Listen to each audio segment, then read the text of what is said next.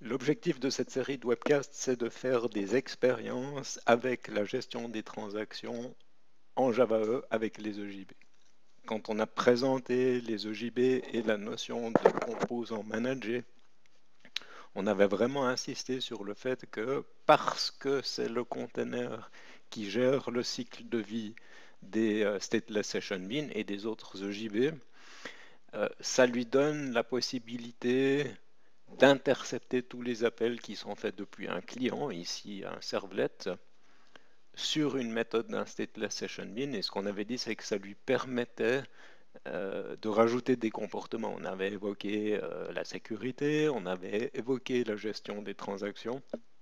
C'est précisément ce qu'on va regarder dans ces webcasts. Donc on a deux cas de figure ici. Dans les deux cas, on a un appel du servlet vers le stateless session bin pour dérouler de la logique métier, obtenir un modèle. Et ce qu'on voit, c'est que c'est le container qui prend la responsabilité de démarquer les transactions. Qu'est-ce que ça veut dire? Ça veut dire que quand l'appel est fait, c'est le container qui va faire un start sur la transaction, donc il va travailler avec le gestionnaire de transactions. Ensuite, l'appel à la méthode est fait. Et puis, si cette méthode retourne un résultat, sans erreur, il n'y a pas eu d'exception, alors c'est le container qui va faire le commit.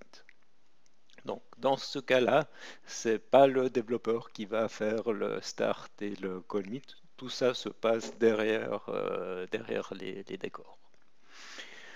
L'autre cas de figure ici, il y a une exception qui s'est produite à un moment donné dans l'exécution de la méthode. Par exemple, on n'a pas pu parler à la base de données ou une erreur SQL a été levée. Eh bien, dans ce cas-là, c'est le container qui va faire un rollback sur la transaction. Donc, on va remettre la base de données dans son état initial. Et puis après, on va quand même transmettre l'exception au client, donc dans ce cas-là au servlet, mais ce n'est pas le développeur qui va devoir faire cette transaction. Alors, il faut savoir qu'avec les EJB, c'est le comportement par défaut. On laisse faire le travail au container. Si on veut, on a aussi la possibilité de prendre le contrôle et puis de faire une gestion des transactions très fine. Mais ce n'est pas ce qu'on va regarder dans cette série de webcasts. Donc l'objectif, ce qu'on veut faire maintenant, c'est prouver que ce comportement est fidèle à la réalité. Donc on veut vraiment avoir une preuve que c'est ce qui se passe. Donc on veut avoir un projet pour pouvoir faire cette expérience. Et puis il y a une deuxième question ici. On va voir qu'il y a une notation qui s'appelle @transaction_attribute. On a la référence ici dans la documentation.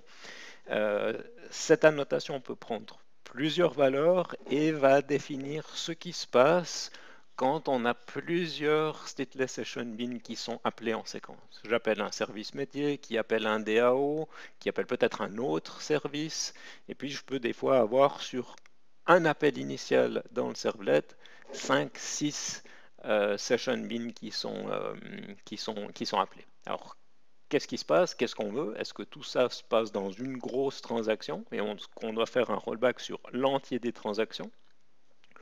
Ou alors, est-ce qu'on veut avoir quelque chose de plus fin et est-ce qu'on veut travailler, faire une partie de ce workflow, une partie de ce processus dans des sous-transactions et avoir la possibilité de committer une sous-transaction même si on fait un rollback sur la transaction principale?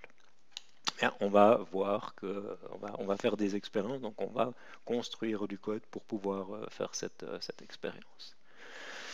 Donc on va voir après, on a fait un tout petit exemple où on va demander la fabrication de voitures. Donc quand je fabrique une voiture, je dois fabriquer un moteur et des roues. Et puis assembler la voiture. Donc le code est super simple. Le but c'était vraiment de pouvoir nous concentrer sur la gestion des transactions. Donc on n'a pas fait plus que nécessaire. Mais on va regarder ce code dans les prochains webcasts.